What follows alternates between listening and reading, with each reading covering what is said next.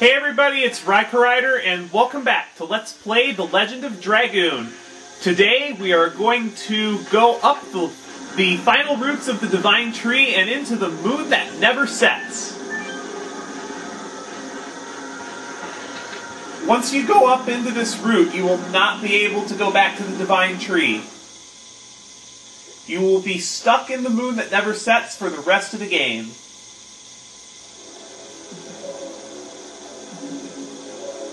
I think the introduction of the moon is really well done because this place is ungodly creepy. What are you talking about? Oh, right. Rose is supposed to stop the Moonchild from reaching here, so I could see that. I could see that line. It felt really weird, but now that I think about it, it's... yeah.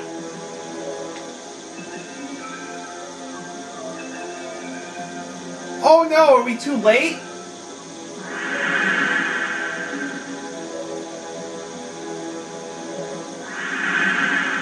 We can't possibly be too late, can we?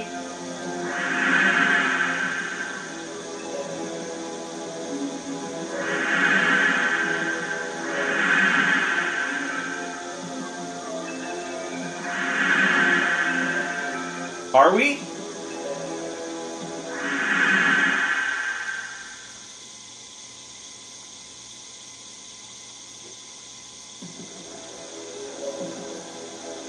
Actually, no. We're still inside the moon. Notice the heartbeat of the God of Destruction and all the strange vein-type things that are in this scenery.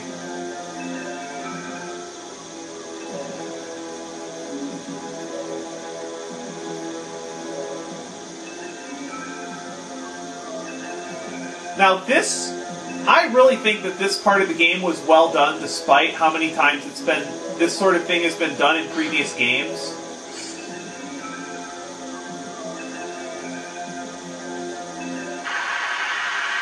Yeah, the moon itself is basically one giant rehash level. And it is full of new enemies, some of which are very difficult to find, like this one. The trap plant. You can only find it in this particular zone in the moon. They have 1,680 HP, a material shield, and they can heal themselves.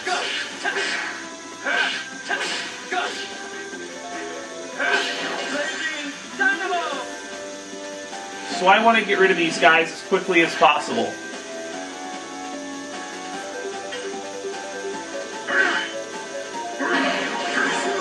Now, the experience the enemies give on the moon is really nice, but unfortunately, once you go to the moon, you're stuck here, so you won't be able to really take advantage of this bounty of experience.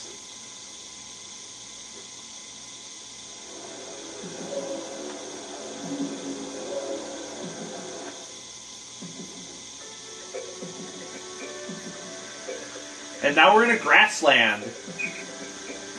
Or are we?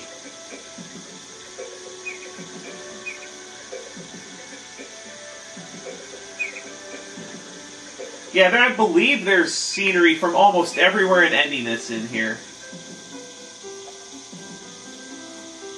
Like down here.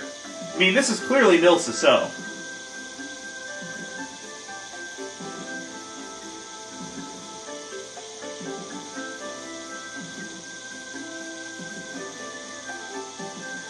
So this is...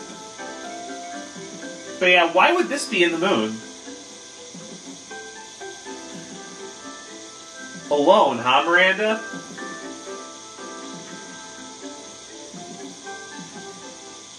Alright, let's see this.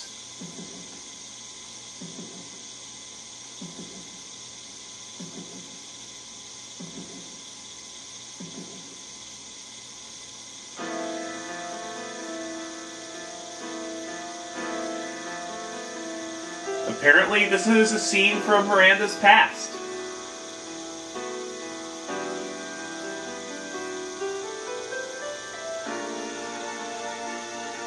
And apparently this is why Miranda never talked about her past, because she had parents that neglected her pretty much. Well, I guess not her mom really, but her dad neglected her, because apparently all he did with the working mother's money was go to the bar and get drunk.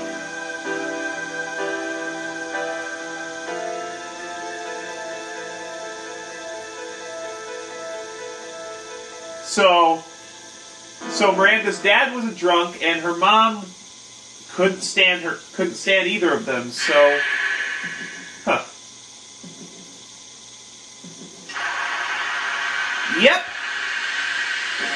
Yep, every single party member will have to face their fears in the moon in a one-on-one battle with their past. I really love these kinds of battles from a story perspective, and more people who run tabletop games need to take advantage of this kind of style. There's not really much you have to do to prepare for this fight, which is why I didn't take some time to prepare for it, because Miranda's magic is so high, and the, what is this boss called? The Death Rose only has 2400 HP. All you need to do really is throw a Psych Bomb at it and get a decent percentage, and you should be able to deal all of its HP in one round.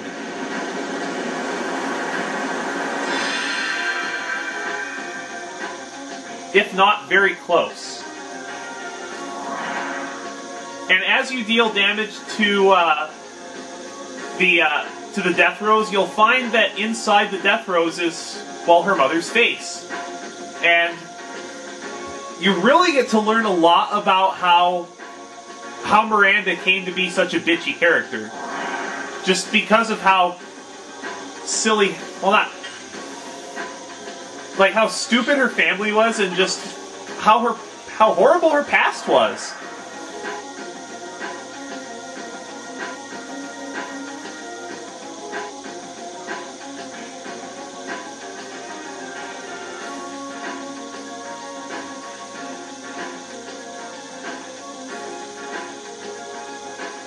The reason why is because Miranda's mom was the only one working, and the only one bringing money into the family. And Miranda doesn't really understand that. The whole reason why Miranda was never able to spend any time with her mother was because she was working all the time. And I was in the same boat for a while, because my dad, at one point when I was a lot younger, ended up working like 14-hour shifts for way too long.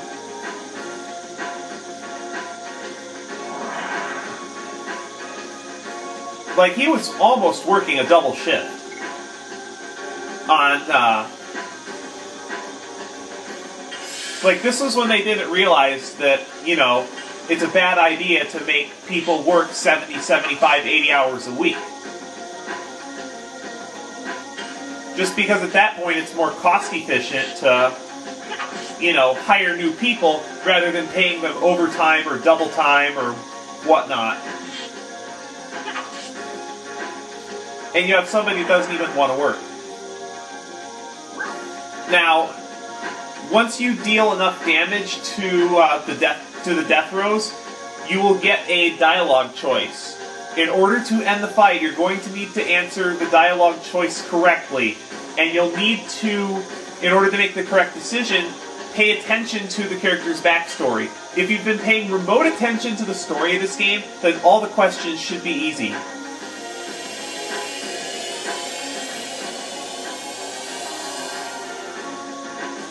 And when you answer the question correctly, the boss disappears, and you claim victory and get 6,000 experience points. You will have to do this once for each character, and they have their own backstory tree, their own decision tree in the battle, and they will all have to be fought alone. But the 6,000 experience is definitely worth it. Not to mention, you have to fight these battles to progress through the game.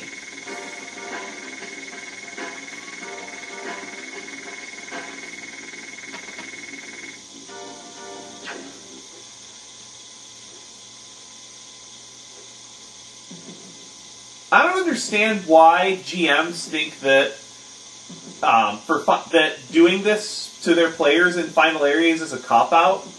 I think it's a great way to get the players involved with their characters and really get a feel for, you know, why they wrote their backstory the way they did, and just getting into their characters.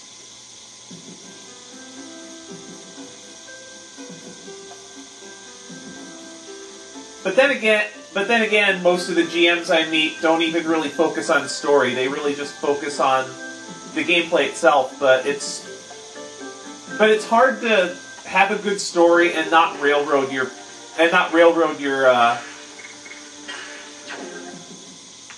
players, from what I find. Because if you want a good story, you really have to take into account so many different things. Like, so many different decisions that your party could possibly make.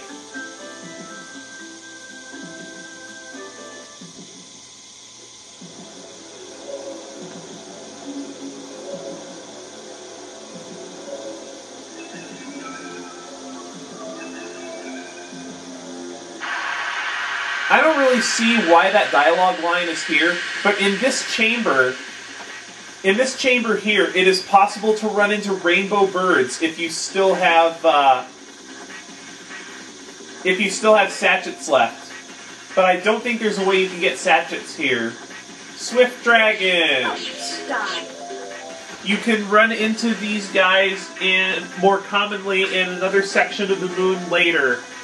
They have 960 HP, some fire magic, some magic that can dispirit you.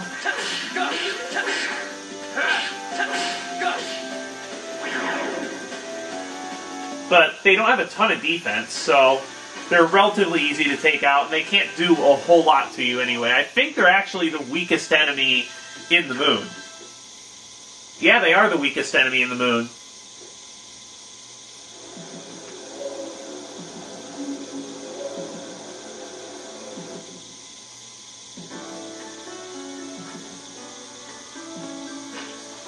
And believe it or not, one of the illusions in the moon is the town of Bale as it was before the Serdian War.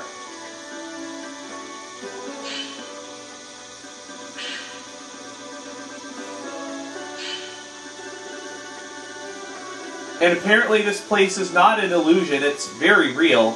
Or if it is an illusion, then it's a very convincing illusion.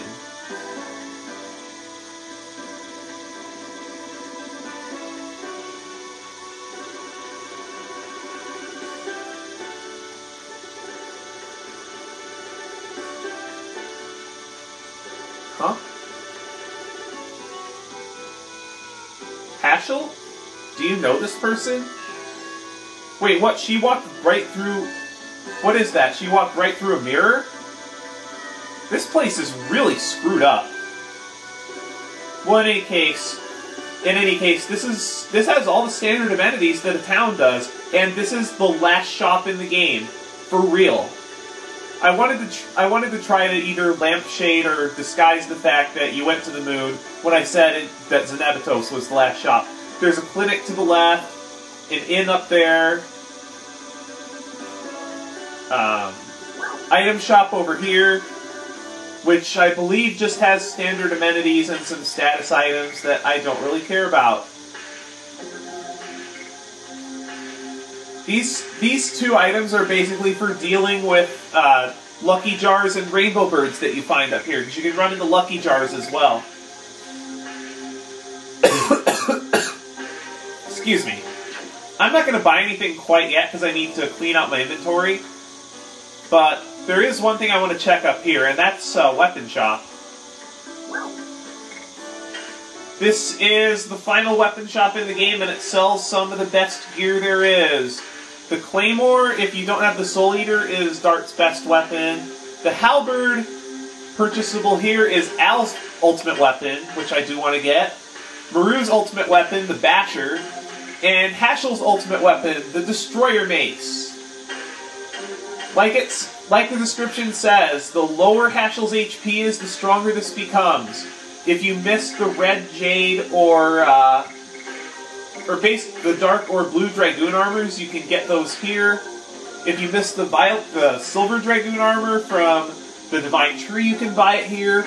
And you can get Hashel's Dragoon armor here, and Kongol's Dragoon armor, which I do want to buy. You can get a few more things here: Giganto Ring, Guard Badge, Attack Badge. But I don't really care for the accessories here. And I think that's about all I want to get. And we have basically the best gear money can buy. So between now and the next episode, I'm going to rearrange my inventory, get this poison removed from darts, stay at the inn, and try to find the next area of the moon next time on Let's Play The Legend of Dragoon. See you later, everybody!